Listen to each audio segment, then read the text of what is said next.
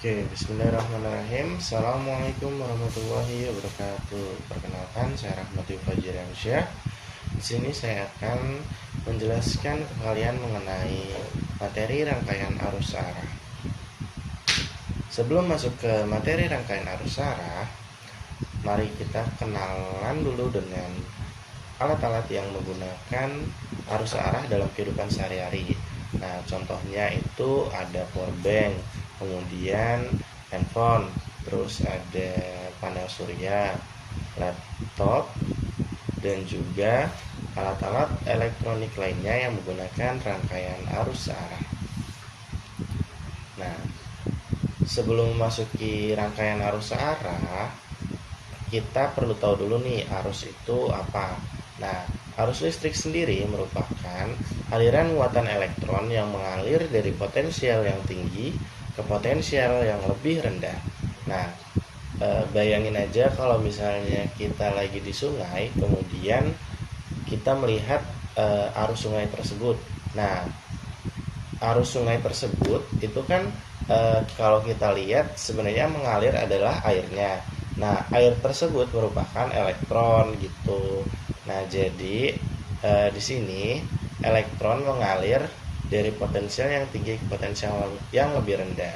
Nah, dalam kasus handphone, aliran elektronnya itu mengalir satu arah. Nah, dia merupakan contoh dari rangkaian arus arah. Jadi, arus arah merupakan arus yang mengalir satu arah di suatu penghantar karena adanya perbedaan potensial listrik.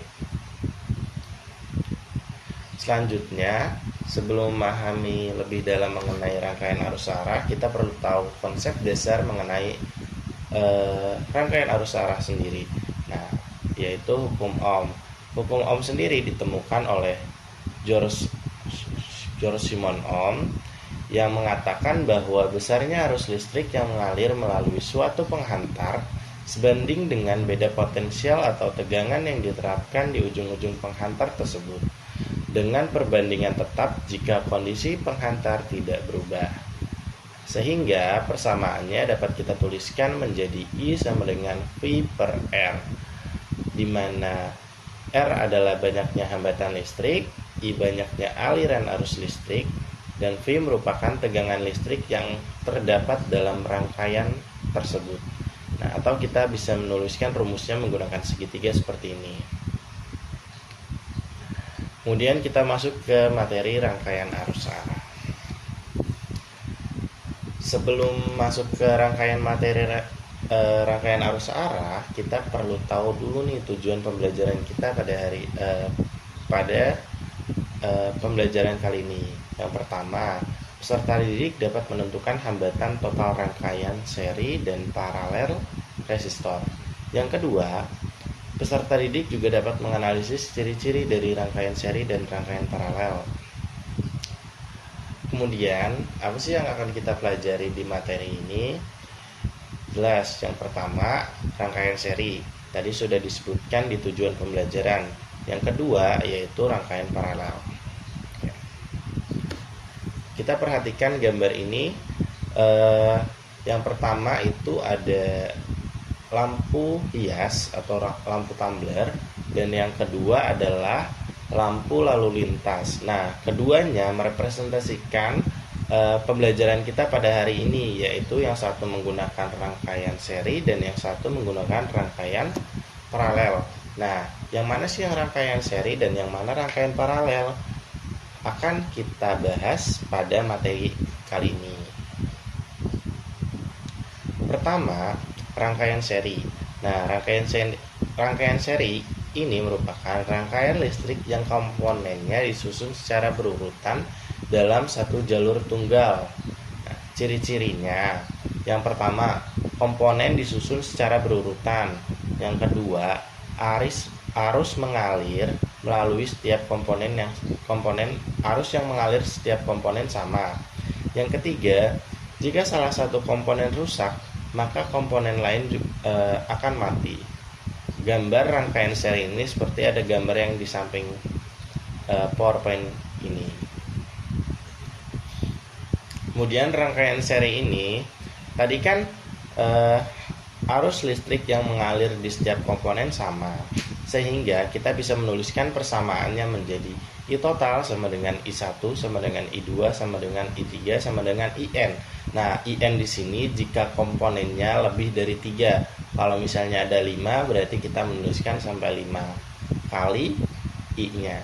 Nah, kemudian karena arusnya sama, tegangannya dalam rangkaian seri ini berbeda, yaitu untuk menghitung tegangan total dalam rangkaian seri kita menggunakan persamaan V1 ditambah V2 ditambah V3 ditambah Vn.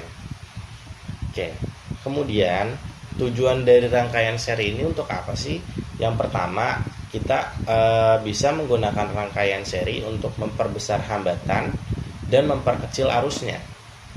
Nah, berdasarkan rumusnya hukum Ohm, di mana untuk mencari nilai tegangan adalah I dikali R. Kenapa kita menggunakan rumus yang tegangan? Karena untuk mencari nilai arusnya, karena untuk mencari nilai tegangan itu berbeda, sehingga kita menggunakan rumus yang tegangan.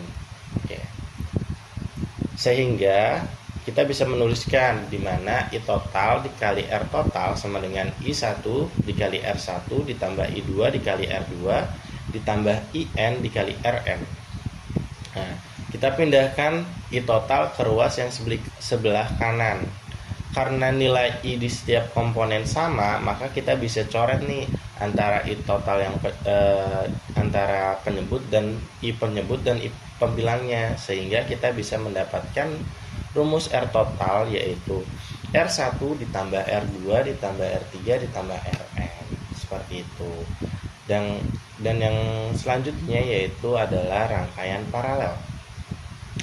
Rangkaian paralel sendiri adalah rangkaian listrik yang komponen-komponennya disusun secara sejajar atau berderet.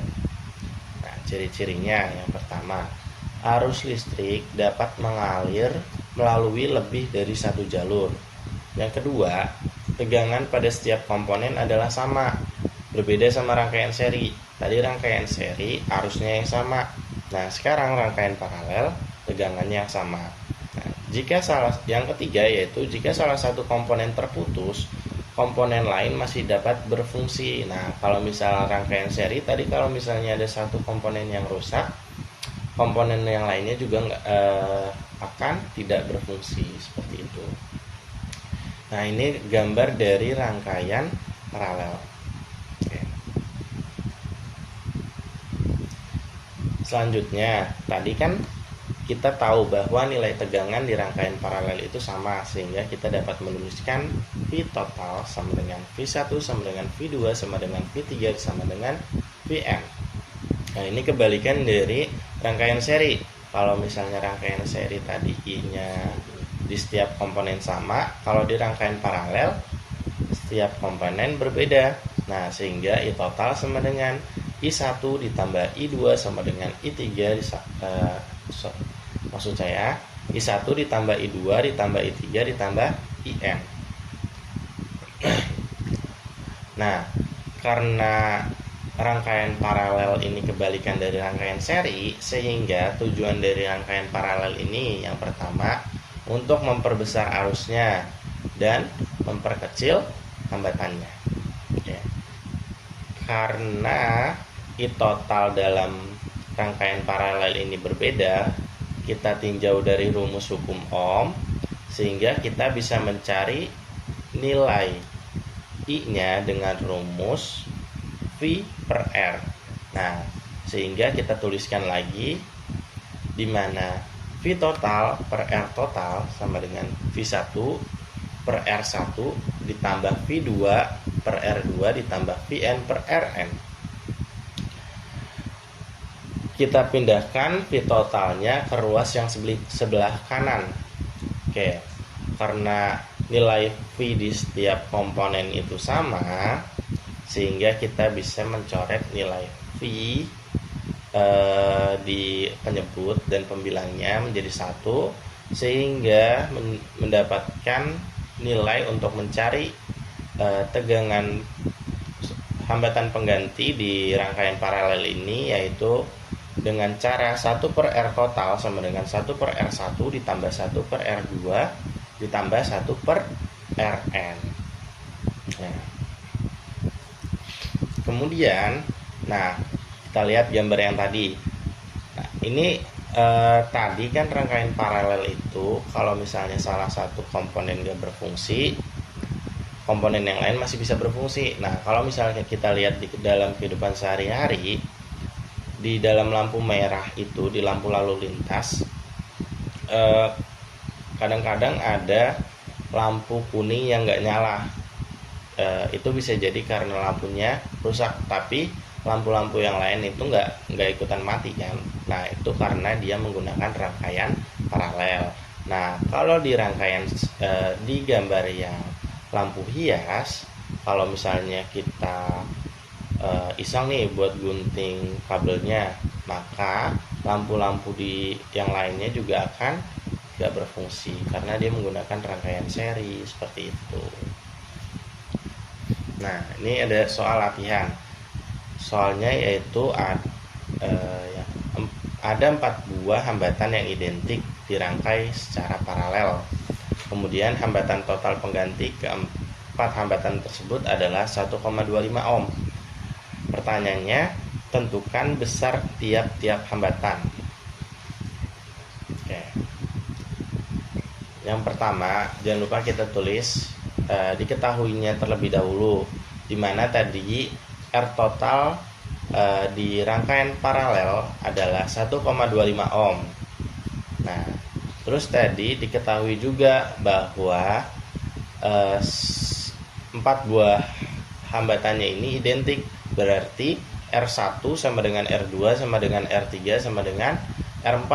Nah, kita bisa misalkan dengan R biasa aja gitu. Jadi R1 sama dengan R2 sama dengan R3 sama dengan R4 sama dengan R. Sehingga yang ditanya adalah nilai dari R-nya. Karena ini rangkaian paralel, jadi kita menggunakan rumus untuk R total yang paralel, yaitu 1/R total sama dengan 1/R1 ditambah 1/R2 ditambah 1/R3 ditambah 1/R4. Karena nilai R di setiap komponen itu sama, sehingga kita bisa menuliskan menjadi 1/R ditambah 1/R ditambah 1/R tambah 1/R, atau 1/R total sama dengan 4/R. Nah, sehingga kalau kita masukin nilai R totalnya menjadi 1/1,25 sama dengan 4/R. Sehingga nilai R dapat kita cari dengan 4 dikali 1,25, di mana nilai R sama dengan 5 ohm. Berarti nilai hambatan di setiap komponen tersebut, yaitu R1, R2, R3, dan R4, nilainya adalah 5 ohm. Oke, seperti itu. Mungkin cukup sekian yang bisa saya sampaikan. Kurang dan lebihnya saya mohon maaf.